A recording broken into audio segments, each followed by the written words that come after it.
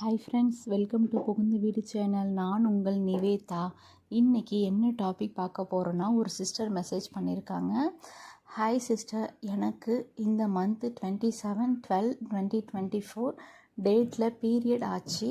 ஜனவரி month 7, 8, 9, 10, 11 inter கோர்ஸில் இருக்கலாமா அப்படின்னு கேட்டிருக்காங்க.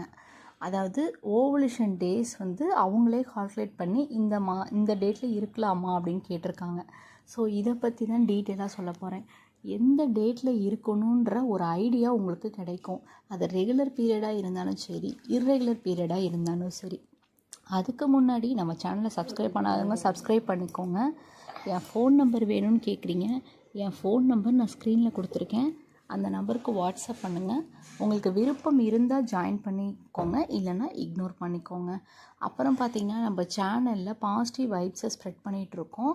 பாசிட்டிவ் வைப் அப்படின்னா எல்லாமே பாசிட்டிவாக பார்க்குறது, பாசிட்டிவாக திங்க் பண்ணுறது. அது அப்படியே உங்களுக்கும் ரிஃப்ளெக்ட் ஆகும். கிட்டு பாசிட்டிவாக வரணும்னு சொல்லிட்டு நினச்சிங்கன்னா கண்டிப்பாக கிட்டும் பாசிட்டிவாக வரும்.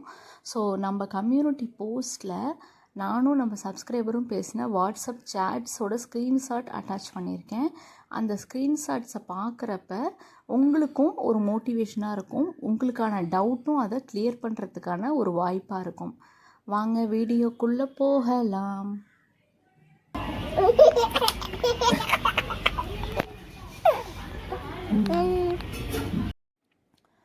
ஸோ ஃபஸ்ட்டு பார்த்திங்கன்னா அவங்க 27ஆம் தேதியிலேருந்து 10 நாள் கணக்கு பண்ணியிருக்காங்க. 27, 28, 29, 30, 31, 1, 2, 3, 4, 5. ஸோ 10 நாள் கணக்கு வச்சா 5ஆம் தேதி. ஸோ அவங்க 12 நாள் கணக்கு வச்சு 7ஆம் தேதி சொல்லியிருக்காங்க. கரெக்டாக ஓவுலேஷன் 12ஆம் தேதியிலேருந்து அவங்களுக்கு நடக்க ஸ்டார்ட் ஆகும். அப்போது அவங்களுக்கு ரெகுலர் பீரியடாக இருக்கும். 30 நாள் பீரியடாக இருந்தால் மட்டும்தான் இந்த டேட் அக்யூரேட்டாக வரும். ஸோ 7ஆம் தேதி நம்ம இருக்கிறப்ப 12, 13, 14, 15, 16 இந்த 12 to 16 நாட்கள் தான் உங்களுக்கு ஓவுலேஷன் நடக்கும். ஸோ இந்த 4 நாட்கள் நீங்கள் ஒன்றா இருந்தால் போதுமா? கண்டிப்பாக போதும். ஆனால் நான் என்ன ப்ரிஃபர் பண்ணுவேன்னு பார்த்தீங்கன்னா, சில பேருக்கு 28 நாளில் 27 நாளில் பீரியட் வந்துடும். சில பேருக்கு 35 நாள் அந்த மாதிரி கூட இருக்கும். அதனால் நான் ரெகுலர் பீரியட்லேயே 2 வகையாக பிரிச்சுப்பேன்.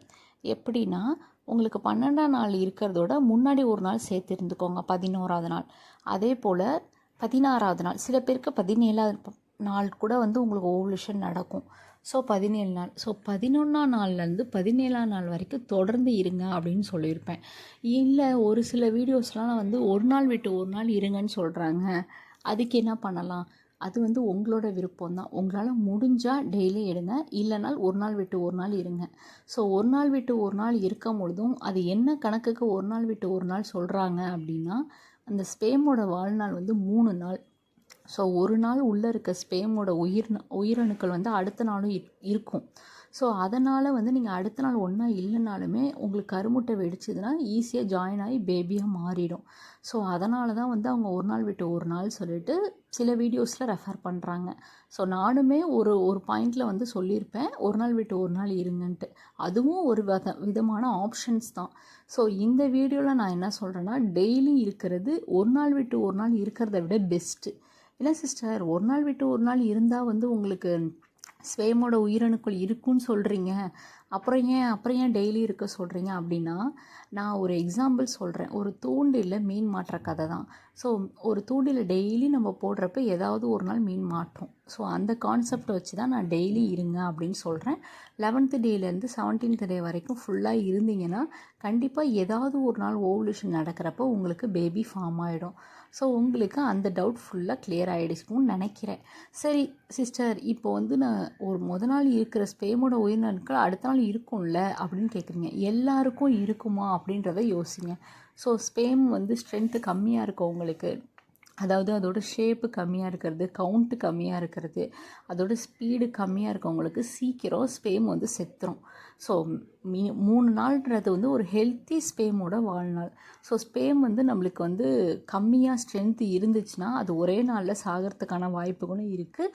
இல்லைனா அதோட வீரியமும் குறைஞ்சிரும் அடுத்த நாள். ஸோ அந்த இதோட வந்து நம்ம பேபியாக ஃபார்ம் ஆகிறப்ப மிஸ்கரேஜ் ஆகிறதுக்கும் வாய்ப்பு இருக்குது. அட் தி சேம் டைம் பார்த்திங்கன்னா வந்து அந்த ஸ்பேம் செத்து போனாலும் ஒன்றா சேர முடியாது எக்கில்.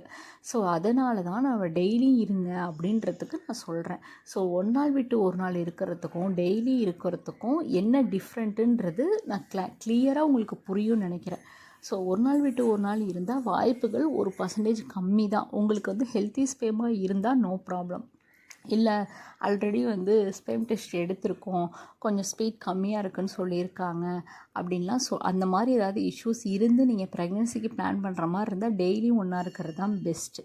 ஸோ இந்த டிப்ஸை ஃபாலோ பண்ணுங்கள். இவங்க வந்து தொடர்ந்து 12ஆம் நாள்லேருந்து 16ஆம் நாள் வரைக்கும் இன்டர்கோர்ஸில் இருக்கலாமான்னு கேட்டிருக்காங்க. தாராளமாக இருக்கலாம். ஸோ அந்த மாதிரி இருந்தால் மட்டும்தான் உங்களுக்கு சீக்கிரம் கன்சீவ் ஆகிறதுக்கான வாய்ப்புகள் இருக்கும். இந்த டிப்ஸ் வந்து ரொம்ப ரொம்ப முக்கியமான டிப்ஸு. ஸோ இதை யாருக்கிட்டையுமே நம்ம வெளிப்படையாக கேட்க முடியாது. ஸோ யாருன்னே தெரியாத ஒருத்தவங்கள்ட்ட நம்ம ஃப்ரீயாக பேசலாம். ஸோ அதனால தான் நம்ம சேனலில் ஜாயின் பண்ணி என்கிட்ட பேசிகிட்டு இருக்காங்க. உங்களுக்கு விருப்பம்னா நீங்களும் ஜாயின் பண்ணிக்கோங்க. இந்த வீடியோ பார்த்துருக்கவங்க எல்லாருக்குமே ப்ரெக்னென்சி கன்ஃபார்ம் ஆகணும்னு சொல்லி நான் சாமிகிட்ட வேண்டிக்கிறேன். Bye friends.